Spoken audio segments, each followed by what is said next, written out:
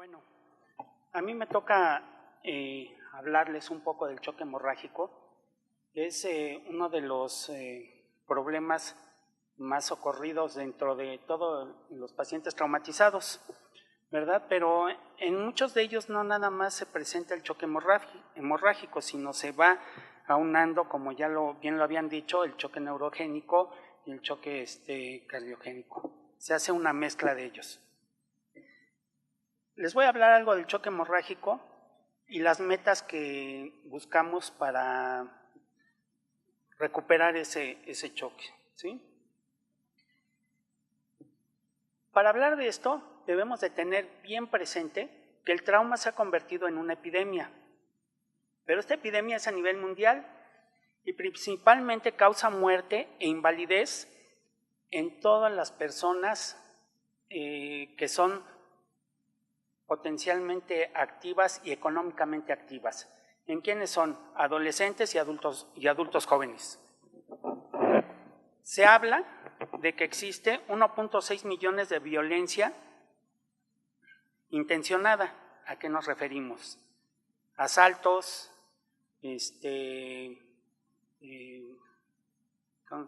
intentos de suicidio, ¿sí?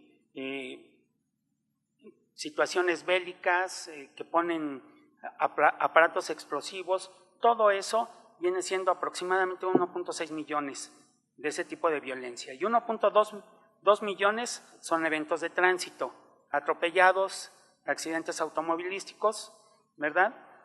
Y todo esto, de los últimos, de los eventos de tránsito, bueno, están todavía, aparte de que presentan el trauma, habitualmente vienen bajo efecto de alguna droga, un porcentaje muy elevado últimamente. Entonces, debemos de tener metas para mejorar la fisiología y mejorar la sobrevida de nuestro paciente. Y en el trauma, la hemorragia es la principal causa prevenible de muerte. Si nosotros podemos controlar esa hemorragia y poderle dar el volumen adecuado a nuestro paciente no se va a morir. Tenemos aquí el trauma severo, ¿verdad? Llegan nuestros pacientes, presentan hemorragia, esta hemorragia tiene pérdidas, que es el primer golpe, que es de la perfusión tisular, factores de la coagulación, capacidad del transporte de oxígeno, y ¿por qué no? A veces no tomamos en cuenta que estamos perdiendo albúmina y estamos perdiendo coloides intravasculares, ¿verdad? Pero ¿qué sucede? Si nosotros descuidamos a nuestro paciente, va a caer en la triada mortal, que viene siendo la acidosis, la hipotermia y la coagulopatía. La coagulopatía puede ser porque nosotros estamos perfundiendo demasiado a nuestro paciente y es dilucional. Y si nosotros no cuidamos todo esto, va a seguir incrementándose. Tenemos que tener mucho cuidado con la hipotensión, con la hipotermia y con la acidosis. Pero no conforme con que ya recibió el primer golpe, nosotros todavía le damos el segundo golpe, ¿verdad?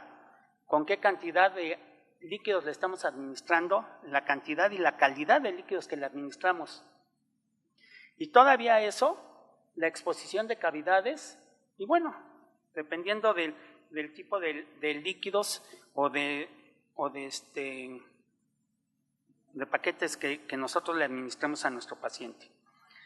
Entonces, en la hemorragia, en las consecuencias circulatorias, se altera la perfusión macrovascular y microvascular. A la hora de haber hipoxia, la primera estructura intracelular que empieza a activarse es la mitocondrial, ¿verdad? Y hay un desacoplo mitocondrial, hay activación de peroxisomas y se empieza a hacer una serie de producción de electrones libres y agentes oxidativos que justamente nos van a incrementar más nuestro problema de choque que tenemos. Entonces, en el trauma severo, tenemos el choque. Si nosotros no lo tratamos bien, vamos a tener diferentes alteraciones, ¿verdad? Como el síndrome de insuficiencia respiratoria, la sepsis o la falla orgánica múltiple. Entonces, nosotros tenemos que controlar bien el choque para que no lleguemos a ninguno de estos tres problemas, de estos tres padecimientos, o condicionemos a que llegue nuestro paciente a alguno de esos problemas. El tratamiento de la hemorragia, ¿qué es lo primero que dicen, no? Control del sangrado, y después ver qué líquidos vamos a tener. Sí, el control del sangrado, pero a veces no es tan sencillo. De primera intención no es tan sencillo, en algunas ocasiones, determinar qué tanto ha sangrado el paciente. Tenemos contusiones profundas de abdomen, que a veces nuestros pacientes están, digamos que hemodinámicamente compensados y controlados, porque es un paciente joven, ¿verdad? Lo pasamos a cirugía y resulta que tiene un sangrado importante. O hay pacientes que ya son adultos mayores, así como yo, y no tenemos ese colchón fisiológico para poder soportar las pérdidas sanguíneas, y con poquito que sangremos estamos entrando en problemas. Bueno, entonces, ¿qué hay que hacer? ¿Qué es lo que buscamos nosotros cuando tratamos de recuperar al organismo? Lo primero es restaurar la perfusión de todos nuestros órganos. ¿Por qué? Porque si nosotros recordamos, necesitamos oxígeno, y todos nuestros órganos necesitan oxígeno. Al momento de que nosotros restauramos la perfusión, vamos a tener una mejor oxigenación de los tejidos. Y bueno, vamos a evitar el sangrado dentro de lo que sea posible. ¿Qué líquidos son los que vamos a administrar? ¿Verdad? Esa es una pregunta. Y esa podemos pasarnos aquí toda una semana discutiendo de qué líquido es el más adecuado, si son cristaloides, son coloides, son almidones, o cuál es el líquido más adecuado para administrar en un inicio. ¿En qué momento debemos de empezar a restituir? ¿Y cuánto debemos de infundir? Y la otra, ¿a qué velocidad debemos de administrar? Todo esto lo debemos de tener en cuenta, ¿verdad? Porque si no, vamos a empezar a tener problemas con nuestro paciente. Diagnosticamos la pérdida hemática, empezamos a resucitar a nuestro paciente, utilizamos cristaloides tempranos, de forma temprana, como dice la TLS, dice el PTC y dicen muchos de los diferentes cursos que se dan para la atención del paciente. Ok, pero ¿qué líquido vamos a utilizar? ¿Solución salina o Harman? Después tenemos que ver la cirugía, más ya dentro del quirófano, la posible administración de paquetes globulares. Todo esto va a ser dependiendo del hospital donde estemos y nuestro banco de sangre, qué tan adecuado sea para responder a nuestras necesidades. Ok, ya le estamos administrando los paquetes globulares. El número de paquetes globulares, qué tan significativo va a ser, y si le vamos a administrar plasma fresco, ¿sí?, congelado, o si necesitamos más adelante las plaquetas, si es necesario.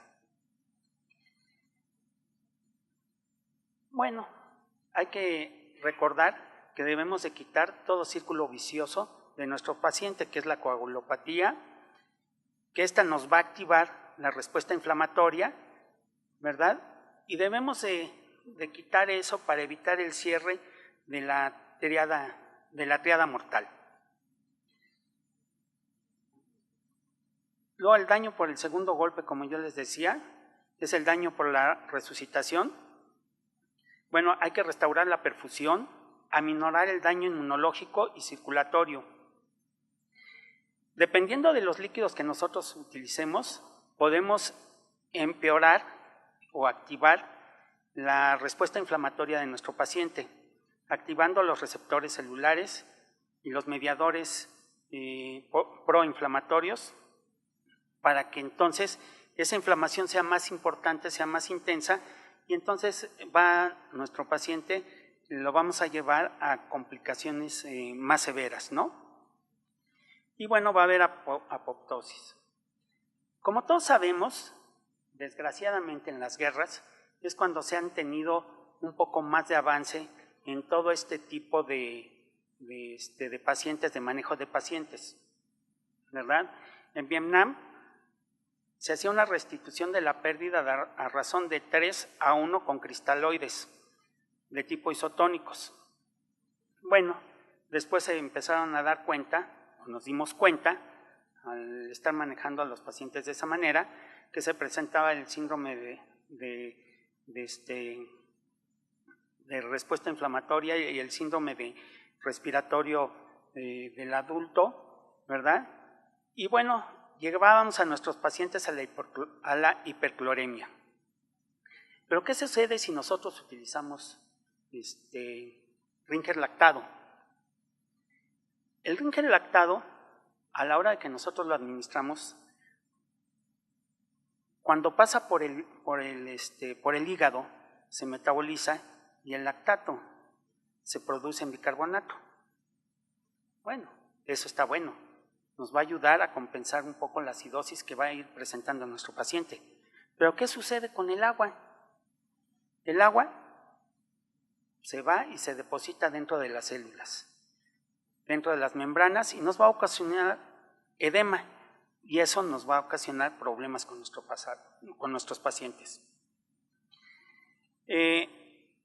Entonces utilizaron también en Vietnam el Rinker lactato para evitar la acidosis y la hipercloremia. Entonces ellos utilizaban en pacientes de choque 2 litros de Rinker lactato. De todo esto es que se ha utilizado para hacer los estándares del ATLS, y que después de un tiempo se dieron cuenta que no era la manera más adecuada de manejar 2 litros en los pacientes. Había que ver cuánto tiempo tenían, qué soluciones habían sido administradas, el tiempo que había tardado en llegar al hospital y el tiempo que tardaba dentro del hospital en que se diagnosticaba y si era quirúrgico pasarse al quirófano. Entonces, cuando nosotros administramos volúmenes altos de cristaloides, se presenta el síndrome de dificultad respiratoria del adulto, se hace el edema a nivel celular y en todas las membranas, y nos va a dar los síndromes compartimentales abdominales o en extremidades, ¿verdad? Se va a desarrollar o se va a despertar la respuesta de inmunidad, va a haber daño celular y va a haber daño a nivel del metabolismo intracelular. Yo les decía del Rinker lactato, hay que tomarlo con todos los diferentes líquidos, hay que tomarlos con sus de veras cuidados. El Rinker lactato incrementa la apoptosis en el intestino, hígado, pulmón, aumentando la expresión de los neutrófilos, incrementa la respuesta inflamatoria.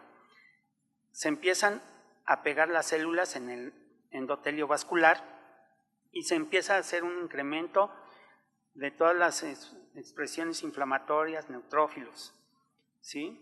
Se dice que el isómero L es el Rinker lactato, es el que menos daños tóxicos ocasiona en el organismo o en la célula. Tenemos los coloides, ventajas teóricas, ¿verdad? Mejora la presión oncótica, pues sí, menor daño pulmonar, se dice, rápida restauración de la perfusión tisular. Pero en un metaanálisis, ¿verdad?, nos demuestra que la sobrevida cuando utilizamos coloides en pacientes con trauma no es tan adecuada. Se ha incrementado la mortalidad en una manera muy, muy discreta. Tenemos muchos ensayos, muchos estudios. Hay quien dice que se utilice la albúmina, porque la albúmina, si nosotros la utilizamos con Ringer, va a haber un mayor volumen a nivel intravascular. Y bueno, como no utilizamos tanto Ringer o tantos cristaloides, no se va a extravasar a las células ni a las membranas. El starch, tenemos coloides, cristaloides, gelatina contra cristaloides, dextran contra cristaloides, coloides contra soluciones cristaloides hipertónicas. Se han hecho 1000 ensayos y si nosotros analizamos y revisamos todo lo que se ha hecho para tratar de mejorar la volemia de todos los pacientes, nos vamos a dar cuenta que se ha utilizado hasta lo que menos nos imaginamos. Se ha utilizado leche, por ahí de los años de 1500, 1800, ¿sí? Y un sinnúmero de situaciones que se han utilizado para tratar de mejorar esa volemia y que nuestros pacientes o los pacientes tengan una mayor sobrevida o puedan vivir. Como bien se decía, es difícil hacer estudios en los pacientes que llegan con choque hemorrágico, porque no podemos hacer estudios así como en los animalitos. Por eso hay más estudios en animales y se han visto algunas diferencias, algunas mejoras en cuestión de los animales. A la hora de que las utilizamos en el ser humano, pues lo que vimos en los animales a veces no es lo que sucede en el organismo, ¿verdad? Entonces, los hipertónicos más coloides se dice que tienen múltiples beneficios, algunos ensayos en humanos con beneficios, pero en metaanálisis se ha encontrado que hay una mayor mortalidad precoz, pero no hay ningún beneficio global, ¿verdad? En resumen, no se ha encontrado un líquido ideal que permita restaurar volúmenes y que no tenga efectos secundarios, que nos mejore los volúmenes y nos mejore la microcirculación. Se dice que el isómero L es el que puede ser más beneficioso porque no tiene tantos efectos a nivel inmunológico, inflamatorios, y no nos ocasiona desórdenes electrolíticos. Como todo, yo soy del siglo pasado, y en el siglo pasado, cuando yo estaba haciendo la residencia, recién que terminé, nosotros utilizábamos sangre total. Y después, por toda la legislación que se ha presentado y todos los problemas que ha habido con la sangre, se decidió fragmentar. Entonces ahora la sangre total ya no la podemos pasar tan fácilmente a los pacientes. Tenemos que usar paquetes, tenemos que usar plasma o tenemos que usar crioprecipitados. Pero bueno, como yo les dije, en la guerra es donde se hacen todas las mayores observaciones y se manejan de diferente manera para ver de qué manera pueden los militares que son lesionados pueden tener una mejor evolución, ¿verdad? Entonces, ellos dicen que hay que ser bien juiciosos con la terapéutica de la resucitación. Hay que tener un control inmediato y temprano de las hemorragias. La resucitación en el escenario de campos de batalla y por tiempos prolongados y la falta de personal médico y todo eso ha ocasionado que se mantenga al paciente con una cierta hipotensión para tratar de que esa hipotensión no quite los coágulos y nuestros pacientes sangren más. Se han hecho desde 1998 muchas estrategias para la reanimación, pero no han sido beneficiosas y bueno, siempre hay posibilidades de ocasionar un poco más de daño. no ha habido mucho adelanto durante muchas décadas, pero se siguen viendo las líneas de acción y bueno, viendo qué es lo que se puede hacer para mejorar a los pacientes. Se recomienda, ¿verdad?, en los escenarios de guerra que se utilice soluciones hipertónicas, pero que sea un bolo de 250 mililitros de solución. Con esto vamos a mantener tratar de mantener una presión adecuada, ¿verdad? Y bueno, deben de iniciar la resucitación cuando tienen una presión sistólica menor de 80, el estado de conciencia se encuentra alterado. Lógicamente está alterado el estado de conciencia, pero no hay una lesión encefálica presente, ¿verdad? Y bueno, la disminución de la presión arterial. Los objetivos de la reanimación es mantener el estado mental y el pulso radial. Si nosotros tenemos un pulso radial, podemos decir que tenemos una buena, no una excelente circulación, pero tenemos una circulación adecuada para que llegue a todo el organismo.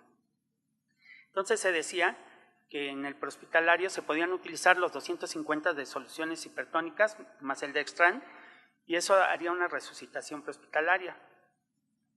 Si nosotros utilizamos gran cantidad de líquidos, ¿verdad?, pues vamos a ocasionar que se diluya en todos los sistemas, toda la cascada de coagulación, todos los medios de coagulación y nuestro paciente va a estar sangrando.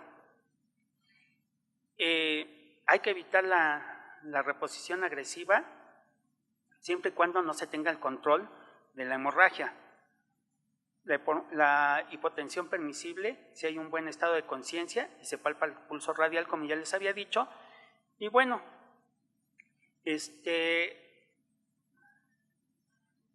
se ha dicho que todo esto, el uso de soluciones hipertónicas y la solución salina y todo eso, pues no ha habido una gran diferencia. Siempre nuestros pacientes no hay una evidencia de que sea la mejor alternativa para tratar a nuestros pacientes.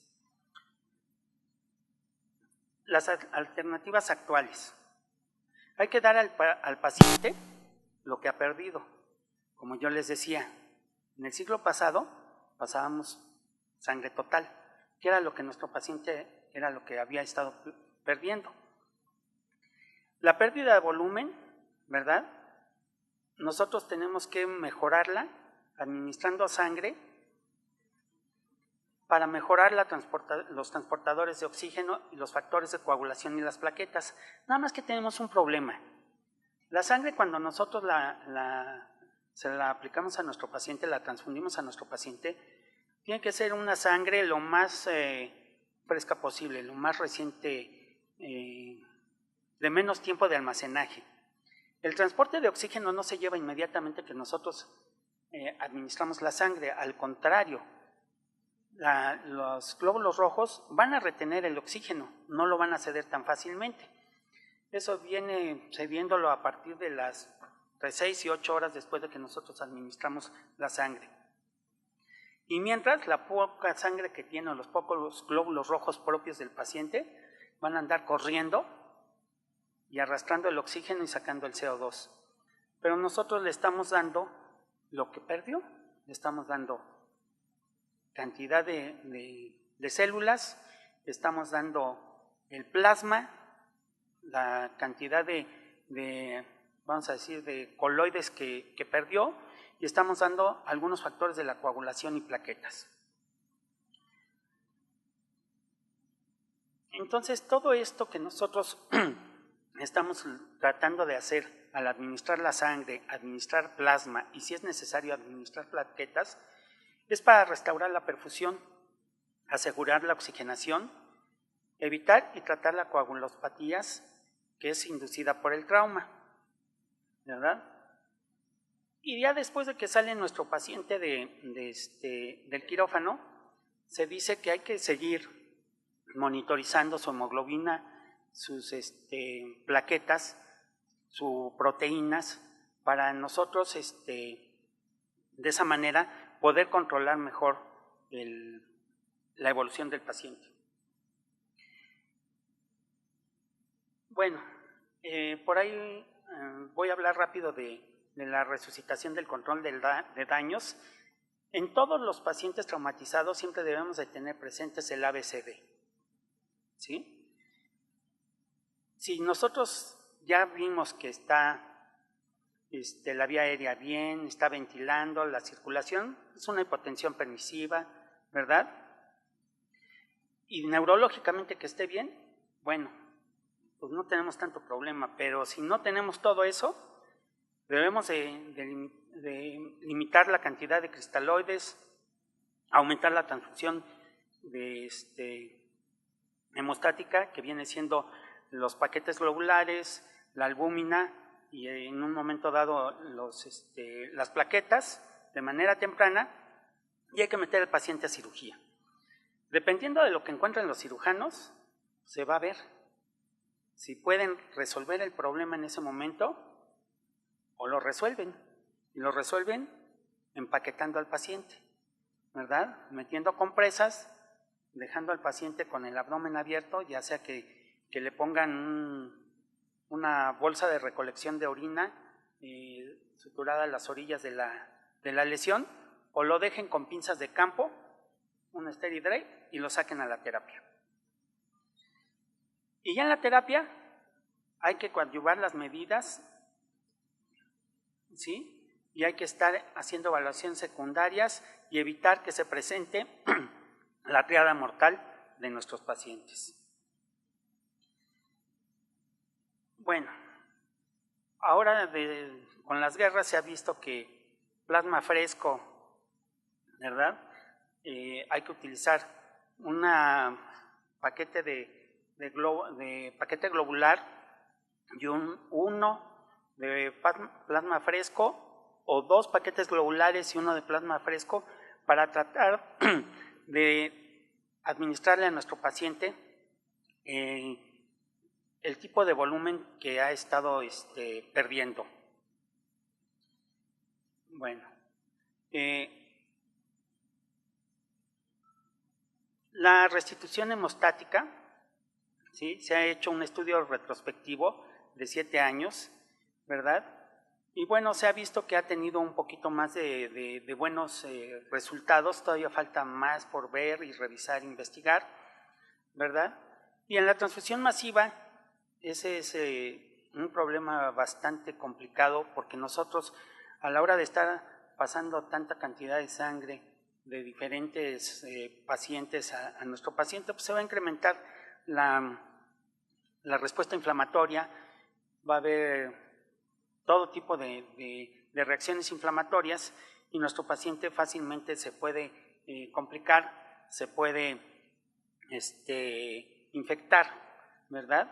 Y lo principal en las infecciones de este tipo va a ser la E. coli, que es un organismo bastante oportunista, y va a localizarse donde vive más cómodo, donde hay humedad y calor. ¿Y eso dónde es? A nivel pulmonar. Y bueno, se dice la proporción, si es posible, de una unidad de sangre, de paquete globular, una unidad de plaquetas y una unidad del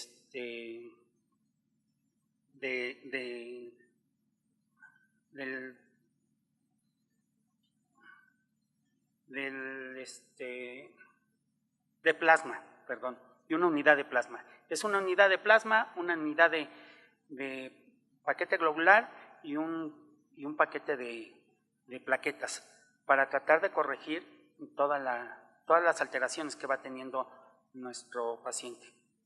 Y se han hecho diferentes estudios contra sangre fresca, contra los componentes. Se dice que un volumen sanguíneo de 500 debe tener un hematocrito entre 30 y el 50%, 150,000 plaquetas, la coagulación debe estar al 100% y debe de tener un fibrinógeno aproximado de 1,500 miligramos, que es lo que nosotros estamos tratando de administrarle a nuestro paciente para que mejore su sobrevida y se restablezca más rápido.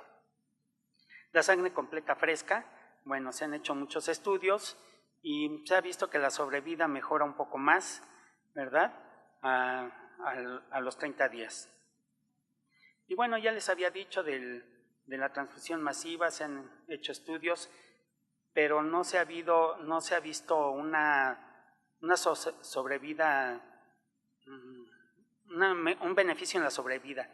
Casi todos los estudios presentan sesgos y no se puede valorar ese tipo de situaciones. Importante en las transfusiones, debemos de tener disponibilidad. Yo les decía la edad de la sangre, qué tanto ha estado almacenada, los efectos adversos que tiene a la hora que nosotros administramos una unidad, ¿verdad? Y también, bueno, el riesgo que conlleva el que nosotros administremos una unidad de sangre. Y hay que ver los beneficios de la transfusión masiva. Hay que recordar que toda la sangre, a pesar de que se le hagan todos los estudios, aunque se diga que es sangre segura, no va a ser tan segura. Hay cierto riesgo que debemos de tener presente y debemos de valorar si es conveniente o no administrar la sangre a nuestros pacientes. Ya no es tanto manejar a los pacientes sacarlos con una hemoglobina de 10 o más como era en el siglo pasado, que si lo sacábamos con una hemoglobina menor de 10 nos decían que no servíamos, que qué habíamos hecho, ¿verdad? Y ahora ya no se busca tanto eso, se busca que nuestro paciente esté hemodinámicamente estable. Y dependiendo de qué tan hemodinámicamente estable y la hemoglobina que tiene, pues nuestro paciente puede tener la opción de mejorar él solito su respuesta y va a empezar a producir glóbulos rojos. Las complicaciones en la transfusión masiva son reacciones hemolíticas, reacciones febriles no hemolíticas, las reacciones alérgicas, trastornos electrolíticos. Se dice que si nosotros transfundimos de manera muy rápida, sin calentar la sangre, nosotros vamos a ocasionar que nuestros pacientes empiecen con hipotermia, ¿verdad? Y puede tener coagulopatía por dilución, va a haber trombocitopenia disfuncional, sepsis bacteriana, acidosis, alguna enfermedad transmitida ocasionada por la transfusión, puede haber púrpura y va a haber inmunomodulaciones relativas con la transfusión. Bueno, y ya les había dicho del transporte de oxígeno, mientras más nuestra sangre sea más fresca, de menor tiempo de almacenaje, va a ser mucho mejor para el transporte de oxígeno. Se habla de muchos sustitutos para el transporte de oxígeno, pero hasta la fecha no ha sido tan evidente el uso, porque son muy caros y no se ha podido manejar de esa manera. Aquí les traigo un ejemplo de este preparado para como sustituto de la hemoglobina y que transporte el oxígeno y mejore todo nuestro paciente. ¿Cuándo resucitar? ¿Verdad? ¿Y cuánto resucitar? Ese es un problema bastante serio. Hay que tener en cuenta los efectos adversos, ¿verdad?, que va a presentarse, y bueno, la normalización y de nuestra hemodinamia. Si nosotros levantamos mucho la presión arterial antes de que nuestro paciente entre a quirófano, o en nuestros pacientes que están con control de daños, puede haber un desalojo del coágulo, va a haber vasodilatación, exacerbación del sangrado, y bueno, eso va a ocasionar que nuestro paciente tenga más problemas y mayor mortalidad. En la hipotensión permisiva debemos de tener una presión arterial media de 40, una presión arterial sistólica de 80, el pulso radial palpable, y esto nos va a ocasionar que tengamos una menor pérdida de sangre, una mejor oxigenación de los tejidos, una menor acidosis, no va a haber tanta hemodilución trombocitopénica, y nuestro daño tisular y la apoptosis que presenta, pues va a disminuir y va a haber una mejor sobrevivencia. Esto de la resucitación retardada es lo que yo les comentaba, que esto es cuando se administra a nivel prehospitalario o preoperatoriamente, ¿sí?, los líquidos. Hay que tratar de mantener a nuestro paciente con cifras tensionales, como ya lo habíamos visto anteriormente, para que no se produzca el desalojo del coágulo, no haya mayor sangrado y nuestro paciente empiece con problemas. En la resucitación retardada, ahí tenemos, por ejemplo, en el trauma penetrante en el torso, que se hicieron, hay 280, en un estudio 289 resucitaciones retardadas con 309 pacientes que utilizaron cristaloides durante el transporte. La sobrevida fue de 70, más o menos un 62%, una sobrevida entre el 70 y el 62%. No hubo ninguna diferencia entre las complicaciones y los pacientes jóvenes con trauma penetrante y tiempo corto de traslado tuvieron una mejor sobrevida. La resucitación agresiva sin control de la hemorragia va a perpetuar el sangrado, incrementa la cascada inflamatoria y va a incrementar la triada. El tiempo de traslado corto, la reanimación retardada puede ser una opción. El transporte largo, la reanimación hipotensiva, también puede ser una situación útil para las grandes ciudades como las que estamos nosotros viviendo, que a veces en distancias muy cortas tardan mucho en llegar las ambulancias al sitio del accidente y de ahí trasladarlos, ¿verdad? Y bueno, en la hipotermia hay alteraciones en la conducción, en la convección, la evaporación y la radiación. Es lo que nos va a ocasionar que nuestro paciente presente hipotermia. Son las cuatro maneras de que nuestro paciente va a perder temperatura, ¿verdad? Y esto va a iniciar desde el momento en que se produce el daño, se va a exacerbar con el choque y lógicamente cuando nosotros empezamos a restituir los líquidos, si nosotros no administramos líquidos calientes, nuestro paciente va a caer en hipotermia. Y bueno, si nosotros tenemos la cavidad abierta, se va a incrementar y se ha visto que más del 50% de los pacientes que requieren una laparotomía salen hipotérmicos. Con la hipotermia las consecuencias es la coagulopatía, las arritmias, la sepsis, la falla orgánica múltiple, el incremento de la mortalidad y si nuestro paciente tiene menos de 32 grados, va a tener una mortalidad del 100%.